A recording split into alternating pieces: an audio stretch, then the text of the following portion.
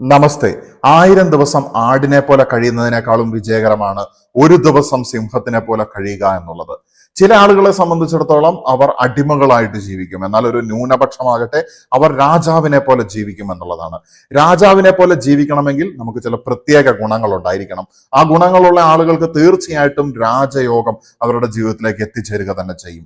ചില ആളുകൾ എല്ലാ കാലത്തും അടിമകളായിരിക്കും, ജനിച്ചു മരണം വരെ ജോലിക്കാരൻ അല്ലെങ്കിൽ സെർവന്റ് എന്നുള്ള അവസ്ഥയിൽ ജീവിക്കുന്നതായിട്ടുള്ള അവസ്ഥ. അടിമത്ത മനോഭാവം എന്ന് പറയുന്നത് ഏതെങ്കിലും ഒരു സ്ഥാപനത്തിന്റെയോ വ്യക്തിയുടെയോ വർക്കർ എന്നതിനപ്പുറത്തേക്ക് മതം, ജാതി, രാഷ്ട്രീയ വ്യവസ്ഥിതി, പൊളിറ്റിക്സ്, അങ്ങനെ പല രീതിയിലുള്ള തത്വശാസ്ത്രങ്ങളുടെ ഒക്കെ അടിമയായിട്ട് ജീവിക്കുന്ന അവസ്ഥയും ഈ ആടിന് സമാനമാണ് എന്നുള്ളത് നമ്മൾ ഈ അവസരത്തിൽ മനസ്സിലാക്കുകയാണ്. അങ്ങനെ ആയിരിക്കുന്ന സമയത്ത് നിങ്ങളുടെ ഉള്ളിൽ ഈ പറയുന്ന രാജയോഗമുണ്ടോ, രാജാവിനെ പോലെ ജീവിക്കാനുള്ള ഈ ഗുണങ്ങൾ നിങ്ങൾക്കുണ്ടോ എന്നുള്ളത് നമുക്കൊന്ന് ആത്മപരിശോധന ചെയ്യാം. തീർച്ചയായിട്ടും ഇതുകൊണ്ട് ഉദ്ദേശിക്കുന്നത് നമ്മുടെ പേഴ്സണാലിറ്റിയിലുള്ള ഡെവലപ്മെന്റും അതുപോലെ തന്നെ നമ്മുടെ ഏതെങ്കിലും മേഖലകൾ നമ്മുടെ മാനസികമായിട്ടോ ഇമോഷണൽ ആയിട്ടോ അല്ലെങ്കിൽ ഒരു ഇൻസ്പിറേഷൻ മോട്ടിവേഷന്റെ അഭാവം കൊണ്ട് ഡള്ളായിട്ട് കിടക്കുന്നുണ്ടെങ്കിൽ അതിനെയൊക്കെ ഒന്ന് ഇൻസ്പയർ ചെയ്യിക്കുക, മോട്ടിവേറ്റ് ചെയ്യിക്കുക, ഉത്തേജിപ്പിക്കുക എന്നുള്ളതാണ് ഈ ഒരു ടോക്ക് കൊണ്ട് ഉദ്ദേശിക്കുന്നത്. തീർച്ചയായിട്ടും നമുക്ക് ഈ ആത്മപരിശോധനയിലൂടെ സെൽഫ് റിഫ്ലക്ഷൻ നടത്തിക്കൊണ്ട് നമുക്കും ഈ പറയുന്ന രാജത്വത്തിലേക്ക് എത്താനായിട്ട് സാധിക്കുമോ എന്നുള്ളത് നോക്കാം. തീർച്ചയായിട്ടും രാജത്വം എന്ന് പറയുന്നത് നമ്മുടെ ഉള്ളിലെ തന്നെ ഇമോഷൻസിനെ, നമ്മളെ ഭരിക്കുന്നതായിട്ടുള്ള എല്ലാ ഘടകങ്ങളെയും നമ്മൾ ഭരിക്കുന്നതായിട്ടുള്ള ഒരു അവസ്ഥ തന്നെയാണ്. നമ്മൾ ഇമോഷൻ നമ്മളെ കൺട്രോൾ ചെയ്യുന്നതിന് പകരമായിട്ട് അവയെ നമ്മൾ വരുതിയിലാക്കിയിട്ട് പ്രവർത്തിക്കുന്ന സമയത്ത് ഒരു പേഴ്സണൽ മാസ്റ്ററി നേടുന്ന സമയത്താണ് നമുക്ക് ജീവിതത്തിൽ ആത്മീയമായിട്ടും ഭൗതികമായിട്ടും വിജയിക്കാനായിട്ട് സാധിക്കുന്നത്. അങ്ങനെ എല്ലാവരുടെയും ജീവിതം ഒരു വിജയത്തിലേക്ക് എത്തിക്കാനായിട്ട് സാധിക്കട്ടെ. ഈ ഗുണങ്ങൾ ഉണ്ടോ എന്നുള്ളത് പരിശോധിച്ചുകൊണ്ട് നമുക്ക് എന്ത് രീതിയിലുള്ള മാറ്റങ്ങളാണോ വേണ്ടത് എന്നുള്ളത് നമുക്ക് ഉൾക്കൊണ്ടുകൊണ്ട് മുന്നോട്ട് പോകാനായിട്ട് സാധിക്കട്ടെ. ഒരു രാജാവിന് വേണ്ട ഒന്നാമത്തെ ഗുണം എന്ന് പറയുന്നത് ശാന്തമായിട്ട് ചിന്തിക്കാനായിട്ട് സാധിക്കണം എന്നുള്ളതാണ്. വ്യഗ്രത കൂടാതെ ചിന്തിക്കാനായിട്ട് സാധിക്കണം എന്നുള്ളതാണ്. ഇമ്പൾസിവിറ്റിയുടെ അടിസ്ഥാനത്തിൽ എടുത്തു ചാടിക്കൊണ്ട് പെരുമാറുന്ന ആളല്ല ഒരിക്കലും രാജാവ് എന്ന് പറയുന്നത്. രാജാവ് വളരെ ബുദ്ധിമാനായിരിക്കും, കാരണം അവൻ നേതാവാണ്, അവൻ ഫിറ്റസ്റ്റ് ആണ്, അവൻ സർവൈവ് ചെയ്ത് മറ്റുള്ളവരെ നയിച്ചു കൊണ്ടുപോകുന്നതായിട്ടുള്ള ലീഡറാണ് രാജാവ് എന്ന് പറയുന്നത്. സോ ദിസ് ലീഡർഷിപ്പ് ക്വാളിറ്റി എന്ന് പറയുന്ന സമയത്ത് നമുക്ക് ശാന്തമായിട്ട് ചിന്തിച്ചിട്ടുണ്ടെങ്കിൽ മാത്രമാണ് നമുക്ക് കൃത്യമായിട്ടുള്ള നിഗമനങ്ങളിലേക്കും തീരുമാനങ്ങളിലേക്കും എത്തിച്ചേരാനായിട്ട് സാധിക്കുകയുള്ളൂ. അത്തരത്തിൽ ശാന്തമായിട്ട് ചിന്തിക്കുന്ന അവസ്ഥയിൽ ഒരു മിടുക്കനായിട്ടുള്ള രാജാവ് തന്നെക്കാളും ശക്തനായിട്ടുള്ളവനെ, അല്ലെങ്കിൽ തന്നെക്കാളും ആയുധബലമുള്ളവനെ, അല്ലെങ്കിൽ തന്നെക്കാളും സാമ്പത്തികമോ ആൾബലമോ ഉള്ളവനെ ഒന്നും ശത്രുക്കളാക്കുകയില്ല. അതുകൊണ്ട് തന്നെയാണ് രണ്ടാമത്തെ ഗുണമായിട്ട് നമ്മൾ പറയുന്നത് നയം എന്ന് പറയുന്നത്. നയപരമായിട്ട് കാര്യങ്ങളെ ഡീല് ചെയ്ത് കൊണ്ടുപോകാനുള്ള ഒരു കഴിവ് തീർച്ചയായിട്ടും രാജയോഗം ജീവിതത്തിലുള്ള ആളുകളിൽ നമുക്ക് കാണാനായിട്ട് സാധിക്കും. അപ്പൊ ഈ നയം അല്ലെങ്കിൽ ടാക്ടിക്സ് അല്ലെങ്കിൽ തന്ത്രം എന്ന് പറയുന്നത് ഇന്നത്തെ ആധുനിക ലോകത്ത്, പ്രത്യേകിച്ച് ഈ കലിയുഗത്തിൽ അത്യന്താപേക്ഷിതമായിട്ടുള്ള ഒന്നാണ്. അപ്പൊ നമുക്ക് കാര്യങ്ങളെ ടാക്ട്ഫുള്ളി നേരിടാനായിട്ട് സാധിക്കുന്നുണ്ടെങ്കിൽ, നമുക്ക് ആളുകളെ വേണ്ട രീതിയിൽ തന്മയത്വത്തോടു കൂടി ഡീല് ചെയ്യാനായിട്ട് സാധിക്കുന്നുണ്ടെങ്കിൽ തീർച്ചയായിട്ടും നിങ്ങൾക്ക് സ്റ്റെപ്പ് ബൈ സ്റ്റെപ്പായിട്ട് ഉയർച്ച ഉണ്ടാകും എന്നുള്ളതിൽ യാതൊരു സംശയവുമില്ല. എന്നാൽ അതേ സമയത്ത് ഒരു പടയാളിയുടെ, ഒരു സെർവന്റിന്റെ അഗ്രസീവ് മനോഭാവമാണ് നിങ്ങൾക്കുള്ളത് എന്നുണ്ടെങ്കിൽ നിങ്ങൾ തീർച്ചയായിട്ടും എല്ലാ കാലത്തും ഒരു സെർവന്റ് മാത്രമായിട്ട് അവസാനിക്കും എന്നുള്ളതാണ്. അപ്പൊ വർക്കർ മൈൻഡ് സെറ്റിൽ നിന്ന് നമുക്ക് മാസ്റ്റർ മൈൻഡ് സെറ്റിലേക്ക് നമുക്ക് ഉയരാനായിട്ട് നമുക്ക് തീർച്ചയായിട്ടും നയം ആവശ്യമാണ്. അടുത്തതായിട്ട് ഉത്തമനായിട്ടുള്ള ഒരു നേതാവിൽ, ലീഡറിൽ അല്ലെങ്കിൽ ഒരു രാജാവിൽ നമുക്ക് കാണാനായിട്ട് സാധിക്കുന്നതായിട്ടുള്ള ഒരു സ്കില്ലാണ് കമ്മ്യൂണിക്കേഷൻ സ്കിൽ എന്ന് പറയുന്നത്. ആശയവിനിമയം നടത്താനുള്ള കഴിവ്, കൺവിൻസ് ചെയ്യേണ്ട മേഖലകളിൽ ആളുകളെ കൺവിൻസ് ചെയ്യാനുള്ള കഴിവ്, സത്യമായിട്ടുള്ള കാര്യങ്ങൾ അവിടെ സമർത്ഥിക്കാനുള്ള കഴിവ്, വ്യക്തമായിട്ടുള്ള കാര്യങ്ങളിൽ ലോജിക്കലി ആർഗ്യുമെന്റ് നടത്തിക്കൊണ്ട് മുന്നോട്ട് പോകാനായിട്ടുള്ള കഴിവ്. ആയിരക്കണക്കിന് ആളുകൾ എതിർത്ത് പറഞ്ഞിട്ടുണ്ടെങ്കിലും തന്റെ സ്റ്റാൻഡ് സത്യമാണെന്നുണ്ടെങ്കിലും അത് ഉയർത്തിപ്പിടിച്ച് അവിടെ നിലപാടോടുകൂടി നിൽക്കാനായിട്ട് സാധിക്കുന്ന ഒരു കഴിവ്, ആദർശ ധീരതയോടുകൂടി തന്റെ മൂല്യങ്ങളിൽ അധിഷ്ഠിതമായിട്ട് മുന്നോട്ട് പോകാനും അയാളുടെ ആശയങ്ങൾ സമൂഹത്തിന് മുൻപിൽ അവതരിപ്പിക്കാനും അയാളുടെ ഇംപ്രഷൻസ് എക്സ്പ്രഷൻസ് ആക്കി മാറ്റിക്കൊണ്ട് സമൂഹത്തിന് മുൻപിൽ അയാളുടെ വ്യക്തിത്വത്തിനെ കാണിച്ചു കൊടുക്കാനും ഒക്കെ തീർച്ചയായിട്ടും ഈ രാജയോഗമുള്ള വ്യക്തികൾക്ക് സാധിക്കും എന്നുള്ളതിൽ യാതൊരു സംശയവുമില്ല. കമ്മ്യൂണിക്കേഷൻ സ്കില്ലിനോടൊപ്പം തന്നെ കോപത്തെ നിയന്ത്രിക്കാനുള്ള കഴിവ് ഒരു രാജാവിനുണ്ടായിരിക്കും. ഒരു രാജാവ് കോപിക്കുകയാണെങ്കിലും അവൻ ദേഷ്യം അഭിനയിക്കാൻ മിടുക്കനായിരിക്കണം എന്നുള്ളതാണ്. കാരണം നമ്മൾ യഥാർത്ഥത്തിൽ ദേഷ്യപ്പെടുമ്പോൾ ചിലപ്പോൾ നമ്മുടെ നിയന്ത്രണങ്ങൾ വിട്ടുപോയേക്കാം. എന്നാൽ കോപത്തിനെ അഭിനയിക്കുന്ന സമയത്ത് ഒരു രാജാവിന് വേണ്ട വിധത്തിൽ കാര്യങ്ങളെ വിന്യസിച്ച് കൊണ്ടുപോകാനായിട്ട് സാധിക്കും എന്നുള്ളതാണ്. കാരണം he is not emotionally involve എന്നുള്ളതാണ്. ദേഷ്യത്തിൽ അവൻ അവനവനെ തന്നെ കൊടുക്കുന്നില്ല, മറിച്ച് അവന്റെ ദേഷ്യത്തിനൊരു നല്ല ഉദ്ദേശമുള്ളത് കൊണ്ട് അതിനെ നല്ലൊരു ലക്ഷ്യത്തിലേക്ക് പരിസമാപ്തി ചെയ്യിപ്പിക്കുന്നതിനായിട്ട് അവൻ ദേഷ്യം അഭിനയിക്കുകയാണ് ചെയ്യുന്നത്. ഏറ്റവും ബുദ്ധിയുള്ള, ഏറ്റവും നല്ല രീതിയിൽ നയമറിയുന്ന, ഡീലിംഗ്സ് ചെയ്യാനായിട്ട് സാധിക്കുന്ന വ്യക്തികളെ സംബന്ധിച്ചിടത്തോളം അവർക്ക് ദേഷ്യത്തിനെ അഭിനയിക്കാനായിട്ട് സാധിക്കും എന്നുള്ളതാണ്. കാരണം അവർ വളരെയധികം ഇമോഷണൽ ഇന്റലിജൻസിൽ മുന്നിൽ തന്നെയാണ്.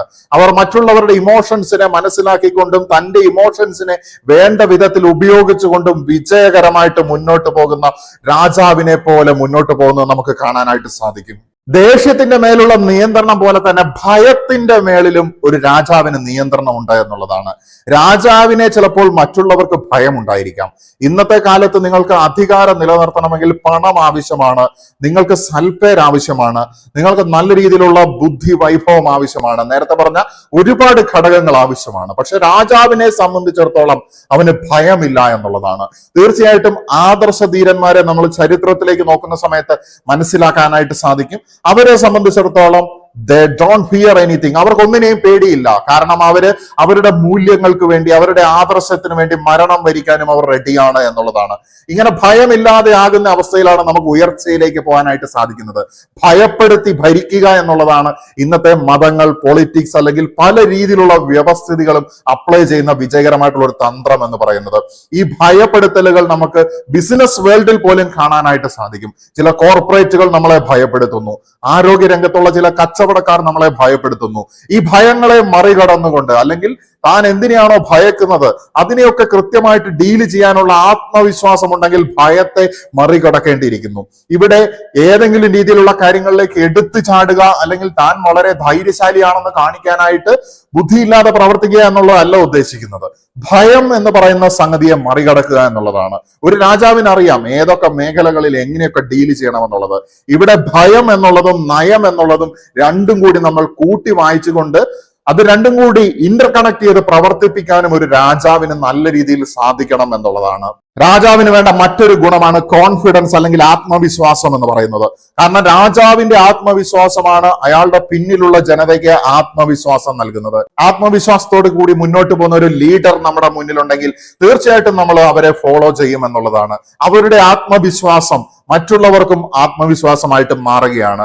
ആ ഒരു വെളിച്ചം മറ്റുള്ളവർക്കും വെളിച്ചമായിട്ട് മാറുകയാണ്. So confidence is very important. അതില്ലെങ്കിൽ നമ്മൾ തീർച്ചയായിട്ടും നമ്മളുടെ കോൺഫിഡൻസിനെ ബൂസ്റ്റ് ചെയ്ത് കൊണ്ടുവരേണ്ടതായിട്ടുണ്ട്. നമുക്ക് ഉയരങ്ങൾ കീഴടക്കണമെങ്കിൽ ഉത്തമനായിട്ടുള്ള ഒരു നേതാവ് മറ്റുള്ളവരുടെ വാക്കുകൾക്ക് വശംവദനാകുകയില്ല. അവരെ സംബന്ധിച്ചിടത്തോളം അവരുടേതായിട്ടുള്ള യാഥാർത്ഥ്യങ്ങൾ, അവരുടേതായിട്ടുള്ള വളരെ വ്യക്തമായിട്ടുള്ള വീക്ഷണങ്ങൾ അല്ലെങ്കിൽ പെർസെപ്ഷൻസ്, അവരുടേതായിട്ടുള്ള അണ്ടർസ്റ്റാൻഡിങ്സ് അല്ലെങ്കിൽ മനസ്സിലാക്കലുകൾ ഉണ്ടാകും എന്നുള്ളതാണ്. അതിനനുസരിച്ച് അവനവൻ്റെതായിട്ടുള്ള അവബോധം, അവനവൻ്റെതായിട്ടുള്ള വികസിതമായിട്ടുള്ള ബോധമണ്ഡലം ഉപയോഗിച്ചുകൊണ്ടാണ് അവൻ ചിന്തിക്കുകയും കാര്യങ്ങളെ പെർസീവ് ചെയ്യുകയും പ്രവർത്തിക്കുകയും ചെയ്യുന്നത്. അവനെ സംബന്ധിച്ചിടത്തോളം വികസിതമായിട്ടുള്ള ബോധമണ്ഡലം ഉള്ളത് കൊണ്ട് തന്നെ മറ്റുള്ളവരെക്കാളും ഉയർന്നതായിട്ടുള്ള എക്സ്പാൻഡ് കോൺഷ്യസ്നെസിന്റെ തലങ്ങൾ ഉള്ളത് കൊണ്ട് തന്നെ അവനെ സംബന്ധിച്ചിടത്തോളം ലോവർ വൈബ്രേഷണൽ ബീയിങ്സ് അല്ലെങ്കിൽ ലോവർ ലെവലിലുള്ള കോൺഷ്യസ്നെസ്സിലായിരിക്കുന്നതായിട്ടുള്ള അവസ്ഥകളിലുള്ള വ്യക്തികളെയും പൊതുജനത്തിനെയും തിരിച്ചറിയാനായിട്ട് സാധിക്കുമെന്നുള്ളതാണ്. സാധാരണക്കാർ അല്ലെങ്കിൽ സാധാരണ ജനം ചിന്തിക്കുന്നതിന് മുകളിലായിട്ടായിരിക്കും എപ്പോഴും ഒരു രാജയോഗമുള്ള വ്യക്തി ചിന്തിക്കുന്നത് എന്നുള്ളത്. അങ്ങനെയുള്ള വ്യക്തികൾക്കാണ് തീർച്ചയായിട്ടും മറ്റുള്ളവരെ നയിക്കാനായിട്ട് സാധിക്കുന്നത്. മറ്റുള്ളവരുടെ കുറവുകളും കൂടുതലുകളും മനസ്സിലാക്കിക്കൊണ്ട് ഏത് രീതിയിൽ അവരെ മുന്നോട്ട് കൊണ്ടുപോകണം, ഏത് രീതിയിലുള്ള ഗൈഡൻസ് കൊടുക്കണം, ഏത് രീതിയിൽ തൻ്റെതായിരിക്കുന്നതായിട്ടുള്ള ചുറ്റുപാടിലുള്ള ടീമിനെ ഉയർത്തിക്കൊണ്ടുവരണം എന്നുള്ളത് നല്ലൊരു ലീഡർക്ക് തീർച്ചയായിട്ടും അറിയാവുന്ന കാര്യം തന്നെയാണ്. ഒരു രാജാവിനെ സംബന്ധിച്ചിടത്തോളം അവന്റെ അധികാരം അല്ലെങ്കിൽ അവന്റെ സ്വത്ത്, അവന്റെ അസറ്റ് വിട്ടുകൊടുക്കാത്ത വ്യക്തിയാണ് എന്നുള്ളതും കൂടി മനസ്സിലാക്കേണ്ടിയിരിക്കുന്നു. പല വ്യക്തികളെ സംബന്ധിച്ചിടത്തോളം തന്റെ തന്നെ അടിമത്തം, തന്റെ തന്നെ ആയിട്ടുള്ള കൃത്യമല്ലാത്തതായിട്ടുള്ള പ്രവർത്തികളുടെ ഒക്കെ ഫലമായിട്ട് സ്വത്തുകൾ ചോർന്ന് ക്ഷയിച്ചു പോകുന്നതായിട്ട് നമുക്ക് കാണാനായിട്ട് സാധിക്കും. എന്നാൽ ഒരു രാജയോഗമുള്ള വ്യക്തിയെ സംബന്ധിച്ചിടത്തോളം തന്റെ കയ്യിലിരിക്കുന്നതായിട്ടുള്ള അസറ്റ് എങ്ങനെയാണ് മൾട്ടിപ്ലൈ ചെയ്യുന്നത് എന്നുള്ളത് അവർക്ക് അറിയാമെന്നുള്ളതാണ്.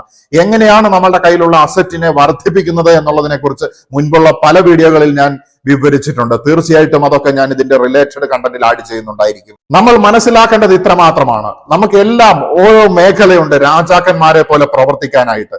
നമുക്കെല്ലാം പൂർണ്ണമായിട്ടുള്ള അധികാരവും കഴിവും പവറുമുള്ള ഒരു സെക്ടർ ഉണ്ട് വർക്ക് ചെയ്യുവാനായിട്ട്. നമ്മൾ ഉള്ളിലേക്ക് തിരിഞ്ഞു നോക്കിയിട്ട് എന്റെ ഉള്ളിലെ രാജാവ് ഏത് മേഖലയിലാണ് നിൽക്കുന്നത്. പണ്ട് കാലത്തൊക്കെ ആണെങ്കിൽ ഓരോ രാജാക്കന്മാർ ഓരോ ഏരിയക്കായിരുന്നു ഉണ്ടായിരുന്നത്. അതുപോലെ തന്നെ ഭൂമിയുടെ അതിർവരമ്പുകൾക്കപ്പുറത്തേക്ക് നമുക്ക് എല്ലാവർക്കും നമ്മളുടെ ക്രിയേറ്റിവിറ്റി പ്രദർശിപ്പിക്കാനായിട്ട്, പ്രവർത്തിപ്പിക്കാനായിട്ട്, വിജയങ്ങൾ കൊയ്യാനായിട്ടുള്ള ഒരു ഏരിയ ഉണ്ടായിരിക്കും. അതുകൊണ്ട് നമ്മൾ മനസ്സിലാക്കേണ്ട ഒരു കാര്യം എന്ന് പറയുന്നത്, തിങ്ക് ലൈക്ക് എ കിങ്. ഒരു രാജാവിനെ പോലെ ചിന്തിക്കൂ, ഒരു രാജാവിനെ പോലെ നടക്കൂ. അങ്ങനെ നടക്കണമെങ്കിൽ നമ്മൾ ഏത് മേഖലയിലെ രാജാവാണ് എന്നുള്ളതും കൂടെ തീർച്ചയായിട്ടും നമ്മൾ കണ്ടെത്തേണ്ടതുണ്ട്. വൺസ് നിങ്ങൾ ആ ഒരു ചിന്ത ആരംഭിച്ചിട്ടുണ്ടെങ്കിൽ, നിങ്ങളുടെ മേഖല ഏതാണ് എന്നുള്ളത് നിങ്ങൾക്ക് തിരിച്ചറിയാനായിട്ട് സാധിച്ചിട്ടുണ്ടെങ്കിൽ, ഒരുപാട് ആളുകൾ നിങ്ങളെ ഫോളോ ചെയ്ത് വരുമെന്നുള്ളതാണ്. ആളുകൾ മാത്രമല്ല, പണവും പ്രശസ്തിയും നിങ്ങളെ ഫോളോ ചെയ്ത് വരുമെന്നുള്ളതാണ്. സോ ഒരു രാജാവാകാനായിട്ട് ആ രാജയോഗത്തിലൂടെ നമുക്ക് ഈ ലോകത്തിന് കോൺട്രിബ്യൂഷൻ കൊടുത്തുകൊണ്ട് എല്ലാവരും ആ ഒരു ദൈവികമായിട്ടുള്ള രാജകീയമായിട്ടുള്ള അവസ്ഥയിലേക്ക് ഉയരാനായിട്ട് സാധിക്കട്ടെ എന്ന് ആശംസിച്ചുകൊണ്ട് നിർത്തുകയാണ്. നമസ്തേ.